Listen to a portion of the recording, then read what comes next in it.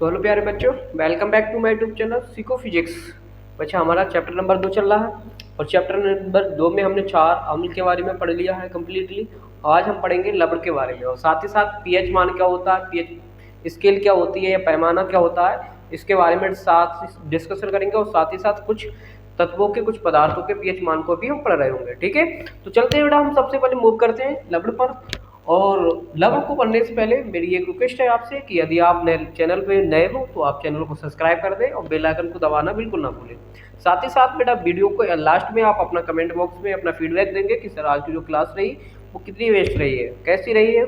और आगे चलते हैं फिर आगे। लवण लवण क्या होता है बेटा, आपको बता दे तो बोलेंगे कि अम्ल क्षारों की उदासीनी अभिक्रिया में जो पदार्थ बन के आता है वो क्या होता है, वो पदार्थ क्या कहलाएगा बेटा, लवण कहलाएगा। उदासीनीकरण अभिक्रिया का मतलब सर क्या हुआ, तो देखा अगर मैं मान लेता हूँ बात करें तो अम्ल है और एक क्षार है। अम्ल और क्षार क्या करेंगे, आपस में जब आप क्रिया करेंगे तो क्या करेंगे, वो अपने प्रभाव को नष्ट कर देते हैं। क्या कर देंगे, प्रभाव को नष्ट कर देंगे। और प्रभाव को नष्ट करने से क्या होगा, मान लिया एक पे प्लस था एक पर माइनस था तो दोनों का कैंसिल हो जाएगा, मतलब प्लस माइनस कैंसिल हो जाएगा तो क्या हो जाएगा, फिर चार्ज कैसे रह जाएगा, उदासीन, कोई चार्ज रह जाएगा। अब कोई चार्ज नहीं रह जाएगा तो इसका मतलब क्या हो गया, उदासीन हो गया। वो पदार्थ कैसा है, उदासीन है। तो वही यही अभिक्रिया क्या कहलाती है, उदासीनीकरण अभिक्रिया कहलाती है। तो मैं एक बार फिर से बोलूंगा कि उदासीनीकरण अभिक्रिया को पहले समझो क्या होती है। बोलेंगे जब अम्ल और क्षार एक दूसरे से रासायनिक अभिक्रिया करते हैं तो वो अपने रासायनिक प्रभाव, अपने प्रभाव को क्या करते हैं, समाप्त कर देते हैं। जिससे क्या होता है, जिसे क्या बोलेंगे, रासायनिक उदासीनी अभिक्रिया बोलते हैं। उदासीनीकरण अभिक्रिया बोलते हैं। ठीक है, तो चलते हैं बेटे, बोलेंगे अम्ल व क्षार की उदासीनीकरण अभिक्रिया, उदासीनीकरण अभिक्रिया के दौरान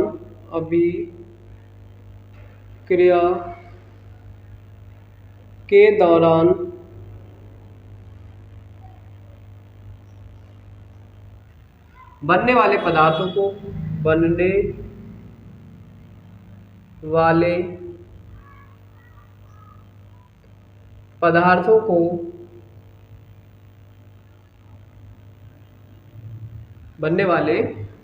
को क्या बोलेंगे बेटा, लवण कहते हैं। लवण कहते हैं, क्या बोलेंगे बेटा, उसे लवण कहते हैं। ठीक है, आई होप बात समझ में आ गई होगी आपको। अच्छा, एक बात और थोड़ा सा और समझ लीजिए बेटा, उदासीनीकरण अभिक्रिया को मैं थोड़ा सा एक्सप्लेन कर देता हूँ यहाँ पे। ठीक है, उदासीनीकरण जो अभिक्रिया होती है वो होती क्या है, उदासीनीकरण अभिक्रिया।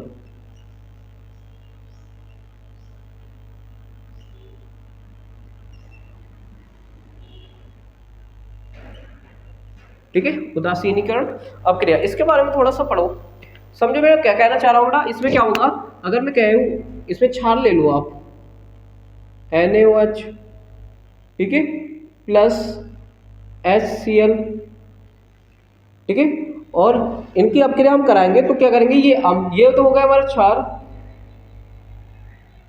और ये हमारा अम्ल।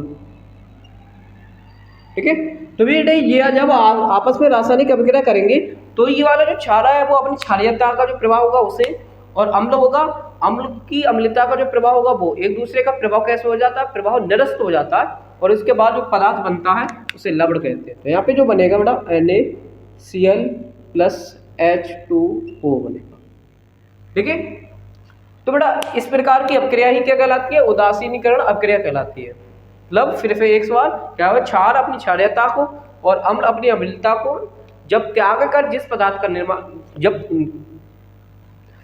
क्षार अपनी क्षारीयता को और अम्ल अपनी अम्लता को क्या करें, त्याग कर जो भी पदार्थ बनाते हैं, मतलब लवण बनाते हैं, तो ये अभिक्रिया क्या कहलाती है, उदासीनीकरण अभिक्रिया कहलाती है। ठीक है, तो बेटा इस लवण के जो एग्जाम्पल्स हैं वो ये भी हो सकता है, और भी लिख लो एग्जाम्पल्स। NH3 प्लस HCl की अगर मैं गुणा कर दूं, HCl की अभिक्रिया कराऊं तो बनेगा NH4Cl, ammonium chloride, ammonium ammonium chloride. ठीक है, तो ये बन जाएगा अमोनियम क्लोराइड हमारा। और मैं एग्जाम्पल्स की बात कर लेता हूँ बेटा, NaOH की अब क्रिया H2SO4 से कर लो। अब की बार में H2SO4, तो क्या बनता है बेटा यहाँ पे बनता है Na2SO4। ठीक है, Na2SO4 प्लस H2O। तो ये भी जो बना है सोडियम सल्फेट बना है, सोडियम सल्फेट। ये भी जो बना सोडियम सल्फेट जो बना है बेटा, ये भी हमारा क्या है, लवण ही है। तो आई होप बात समझ में आई होगी। देखिए मतलब, तो जल्दी से इसको छोड़ लीजिए बेटा, फिर हम पढ़ते हैं पीएच मान के बारे में, थोड़ा सा डिस्कशन कर लेते हैं वहाँ पे भी। ठीक है, तो पीएच मान के बारे में थोड़ा सा पढ़ लेते हैं, क्या कहता है पीएच मान। देखो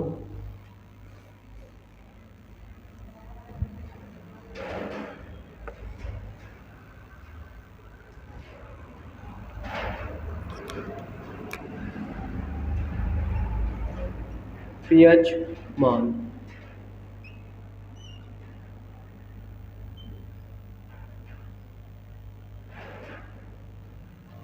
ये पीएच मान क्या होता है उसके बारे में डिस्कशन कर लेते हैं। पहले तो पीएच का ही पोस्टमार्टम कर लेते हैं। पीएच का पोस्टमार्टम करेंगे तो पीएच को बोलेंगे पावर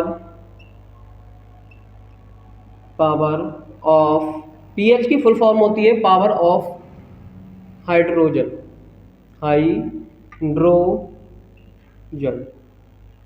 पावर ऑफ हाइड्रोजन। ठीक है, इसकी ये फुल फॉर्म होती है। पावर ऑफ हाइड्रोजन का मतलब किसी भी विलयन में, मान लीजिए कोई विलयन है और उस विलयन में हाइड्रोजन की कितनी सांद्रता है, इसका पता कर लेना ही पीएच मान कहलाता है। ठीक है, तो बोलेंगे क्या डेफिनेशन की अगर मैं बात करूं, पीएच मान की डेफिनेशन क्या होती है वो समझो। बोलेंगे पीएच मान क्या है, एक मूल संख्या होती है जो किसी भी विलयन की अम्लता और सांद्रता को प्रदर्शित करती है। ठीक है, और इसका जो पीएच मान होता है, इसका जो पीएच मान है वो पीएच मान क्या करता है पीएच मान, जो पीएच मान होता है वो इसके हाइड्रोजन आयनों के लघु गुण के व्युत्क्रम के बराबर होता है। ठीक है, तो डेफिनेशन बोलेंगे पीएच मान एक संख्या है, क्या बेटा यहाँ पे एक संख्या है। ठीक है, पीएच मान क्या है, कि संख्या है जो विलयन की अम्लता तथा किसका, क्षारीयता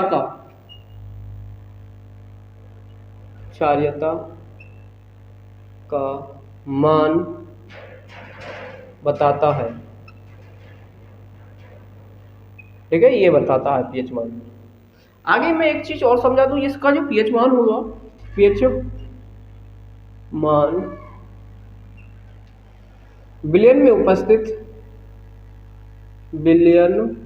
में उपस्थित जो उपस्थित हाइड्रोजन आयन होंगे बेटा, उपस्थित हाइड्रोजन आयन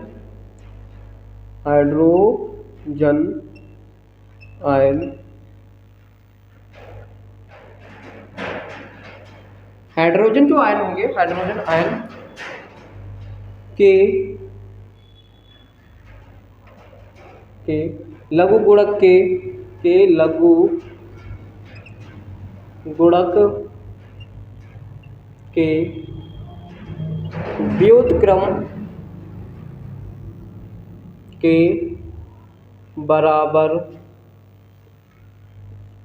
होता है।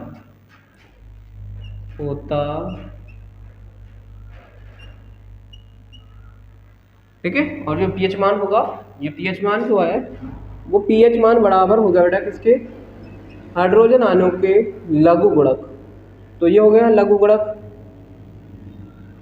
के बराबर होता है। अब इसी को थोड़ा सा और एक्सप्लेन कर लेते हैं बेटे थोड़ा सा। तो ये बनेगा पी एच बराबर माइनस का लॉग बेस 10 और हाइड्रोजन आयन प्लस हो जाएगा। इसको थोड़ा सा और एक्सप्लेन करते हैं तो बेटा मेरा मान आता है हाइड्रोजन आयन बराबर माइनस का 10 माइनस का pH। और इससे हम क्या कर रहे होते हैं, डायरेक्टली हम किसी भी विलयन की हाइड्रोजन अणुओं की सांद्रता को हम ज्ञात कर सकते हैं इस वाले फार्मूले से। जैसे एक क्वेश्चन ले लेते हैं बेटा, यहाँ से मैंने क्वेश्चन लिया, किसी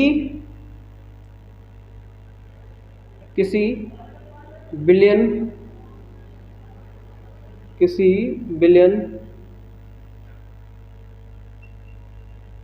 का pH मान, किसी विलयन का pH जो मान होता है बेटा, वो pH मान हमने मान लिया 10 की पावर माइनस के 9 मोल प्रति लीटर है, मोल प्रति लीटर है। तो उस विलयन में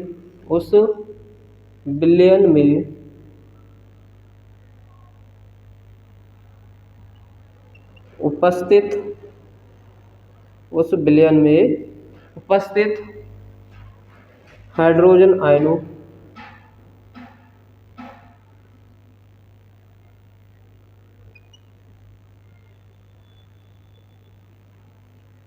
की सांद्रता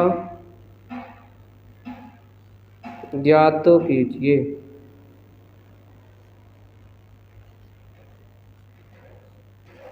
हाइड्रोजन आयनों की सांद्रता क्या करना है बेटा, यहाँ पे ज्ञात करनी है। तो बेटा यहाँ पे देखो क्या है, pH मान को देखा, pH मान जो है बेटा कितना है 10 की पावर माइनस के 9।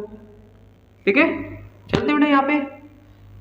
तो इससे मैं बात करूँ बेटा, यहाँ पे इसका मान रखेंगे तो हाइड्रोजन आयन को इसी फार्मूले पे रख लेते हैं। तो हाइड्रोजन आयन प्लस बराबर बेटा जो हो जाएगा pH मान ये है, तो यहाँ पे हो जाएगा सीधे से 10 की पावर माइनस के 2। ठीक है, 10 की पावर माइनस के 2 हो जाएगा। अच्छा, यहाँ से बेटे तो हाइड्रोजन आयनों की जो सांद्रता हो जाएगी वो pH मान की कैसे हो जाएगी, एकदम बराबर हो जाएगी। ठीक है, तो यहाँ से इस तरीके से आप आयनों की सांद्रता भी ज्ञात कर सकते हैं। ठीक है, चलते बेटे आगे। अब पढ़ेंगे pH स्केल। ठीक है,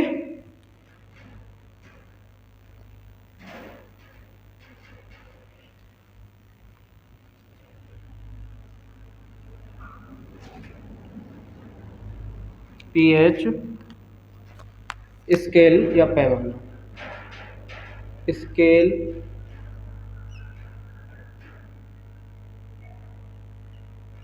सबसे पहली बात pH जो मान है, pH स्केल है, इसकी जो खोज का श्रेय जाता है बेटा किससे जाता है, सोरेनसन को जाता है।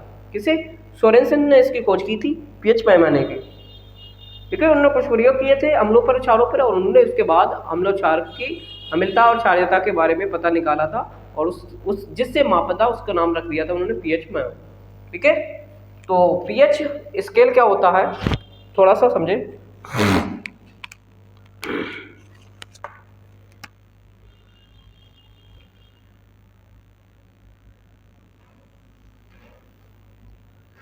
डेफिनेशन की बात करें तो वो समझ आएंगे, चलो समझा देते हैं।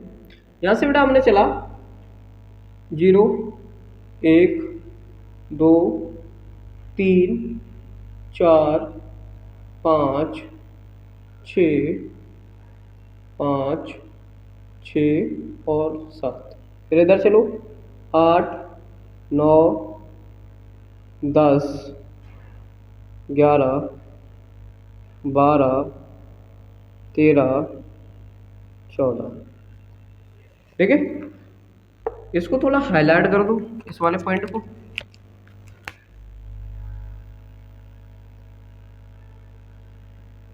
और इधर की मैं बात करूँ 6.9 तक। ठीक है, इसके बीच में ही आ जाएगा।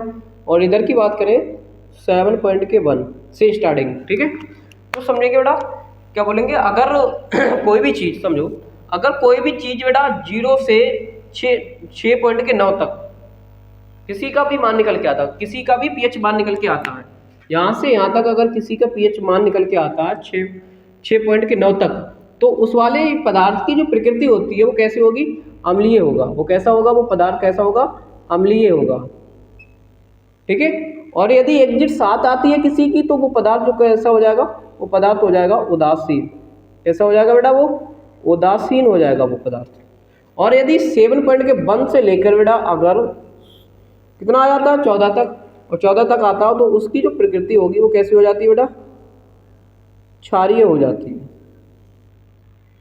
ठीक है, मतलब क्या होगा, पीएच स्केल क्या है कि किसी भी पदार्थ की उसकी वो पदार्थ जो है वो अम्लीय है, वो क्षारीय है, इसकी पहचान करने के लिए जिस भी यंत्र का प्रयोग करते हैं उसे स्केल पैमाना कहेंगे। ठीक है, तो आई वो बात समझ में आ गई होगी। अच्छा एक चीज और समझा देते बेटे, देखो अगर किसी का मान 7 आ जाता, किसी भी पदार्थ का अगर मान जो है पीएच मान जो है वो 7 आता है तो उस पदार्थ को उदासीन पदार्थ बोलते हैं। वो ना तो अम्लीय होता है और ना क्षारीय होता है।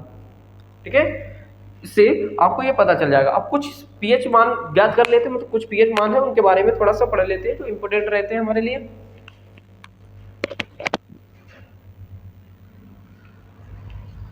जैसे बेटे सबसे पहले कुछ पीएच मान, कुछ महत्वपूर्ण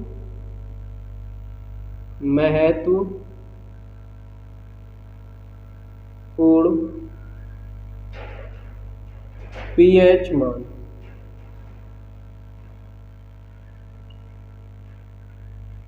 कुछ महत्वपूर्ण पीएच मान, जैसे बेटा सबसे पहले मैं बात करूं शुद्ध जल की।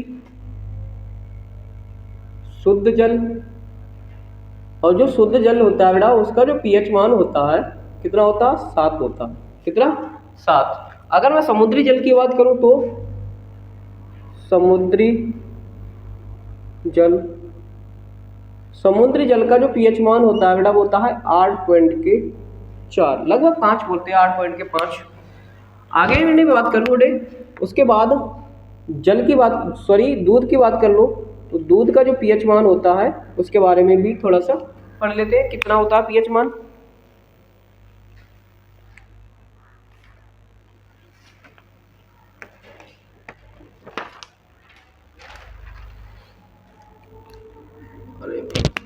ना 6.4 होता है।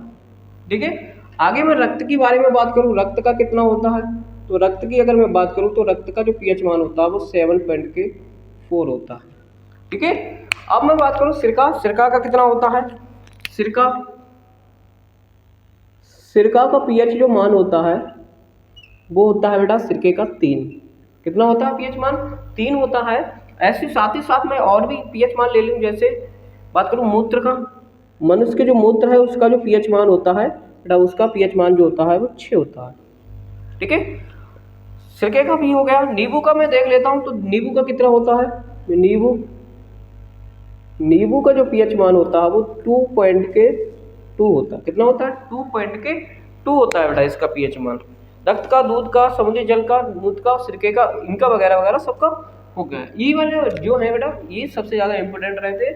यही से क्वेश्चन जब भी पीएच मान से क्वेश्चन पूछा जाता है, ऑप्शन में यही पूछा जाता है क्वेश्चन, तो बेटा इनमें से ही पूछा जाएगा, इनसे बाहर नहीं जाएगा कोई भी पीएच मान। जब भी आए हैं इन्हीं में से आए हुए हैं बेटा, हमेशा से यहीं से पूछे गए। तो आप भी यहीं से पढ़ो और यहीं से आपको कहीं ना कहीं कोशिश ये रहेगी कि आपको बोर्ड एग्जाम में जो रहे क्वेश्चन यहीं से आ जाए। ठीक है, और हो सकता है यहीं से आपको क्वेश्चन मिल सके। ठीक है, तो आई हो बात समझ में आई होगी पीएच स्केल क्या, पीएच मान क्या, पीएच स्केल क्या है। अब थोड़ा अम्लीय वर्षा के बारे में डिस्कशन कर लेते हैं। अम्लीय वर्षा,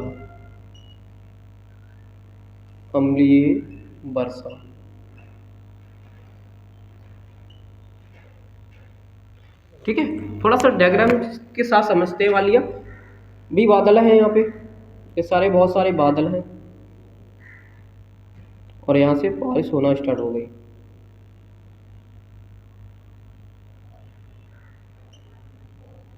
ठीक है, और इस बारिश, ये है वर्षा जल, और इस वर्षा जल का अगर पीएच मान जो है, पीएच मान अगर 5.6 से कम होगा, ठीक है, पीएच मान अगर 5.6 से अगर कम हो जाता वर्षा जल का मान, तो बेटा ये क्या हो जाती है, ये जो बनेगी अम्लीय वर्षा बन जाती है। कैसी वर्षा बन जाती है बेटा, अम्लीय वर्षा बन जाती है। अब क्या रीजन क्या है अम्लीय वर्षा बनने का, तो मैं थोड़ा सा एक्सप्लेन कर दूं बेटा। इसमें नाइट्रिक जो ऑक्साइड होता है वो मिल जाता है, नाइट्रिक ऑक्साइड है, ठीक है। कार्बोनिक ऑक्साइड है, कार्बोनिक ऑक्साइड है, ऑक्साइड, कार्बनिक जो ऑक्साइड होता है बेटा वो मिल जाता है। सल्फर डाइऑक्साइड मिल जाती है, डाइऑक्साइड SO2 मिल जाती है, ठीक है। ये सब पानी में के जल में मिल जाती है जब pH मान, समझो वर्षा जल है और वर्षा जल के pH मान अगर 5.6 है तो वातावरण में जो उपस्थित नाइट्रिक ऑक्साइड है, कार्बोनिक ऑक्साइड है, सल्फर डाइऑक्साइड है, ये क्या करते हैं उस पानी के साथ घुल जाते हैं और पानी के साथ जब घुल जाते हैं तो वो वर्षा जो होती है वो कैसी हो जाती है, अम्लीय हो जाती है। तो इसलिए बोलते हैं उस वर्षा को अम्लीय वर्षा बोलते हैं। अब भाई इसका प्रभाव क्या है अम्लीय वर्षा का, तो सबसे पहले समझो बेटा अम्लीय वर्षा का प्रभाव क्या है। जो बड़ी बड़ी इमारतें हैं, सफ़ेद कलर की जो इमारतें हैं वो क्या होने लगती है बेटा, काली होने लगती है, ठीक है। तो सबसे बड़ा एक फैक्ट ये होता है, और इमारतें और घर वगैरह जो आपने देखे होंगे काले हो जाते हैं, उस सब का रीजन क्या है बेटा, अम्लीय वर्षा ही रीजन होता है, ठीक है। तो डेफिनेशन में अगर बात करूं तो डेफिनेशन क्या बनेगी इसकी,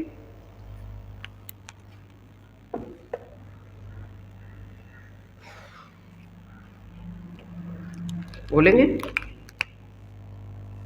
वर्षा जल का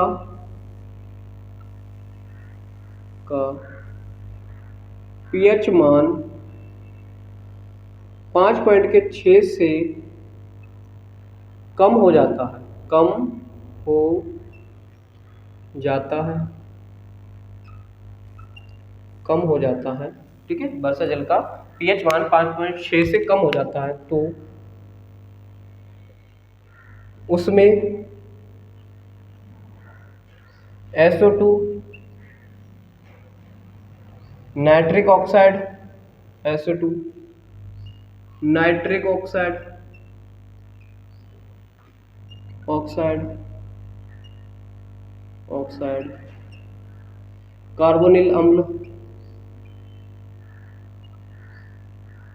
ऑक्साइड,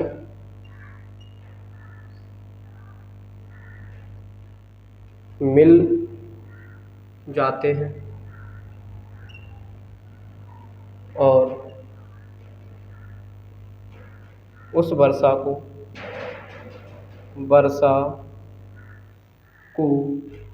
कैसा बना देते हैं बेटा, अम्लीय बना देते हैं, अम्लीय बना देते हैं, जिसे अम्लीय वर्षा कहते हैं, जिसे अम्लीय क्या कहेंगे, वर्षा, अम्लीय वर्षा कहते हैं, ठीक है। इसे क्या बोलेंगे, अम्लीय वर्षा। इसका प्रभाव क्या होता है, प्रभाव तो बेटा इमारतें का सफ़ेद रंग काला पड़ने लगता है, काला पड़ने लगता है। ये और भी कई है, एक ये इम्पोर्टेंट है, इसको पढ़ दो। तो आई होप आज का लेक्चर आपको अच्छा लगा होगा। यदि आपको अच्छा लगा है तो कमेंट बॉक्स में आपका फीडबैक जरूर दें, ठीक है। तो thank you for watching my videos. आज के लिए बस इतना ही रखते हैं, ठीक है। मिलते हैं कल नेक्स्ट वीडियो में। आज के लिए जय हिंद, जय भारत।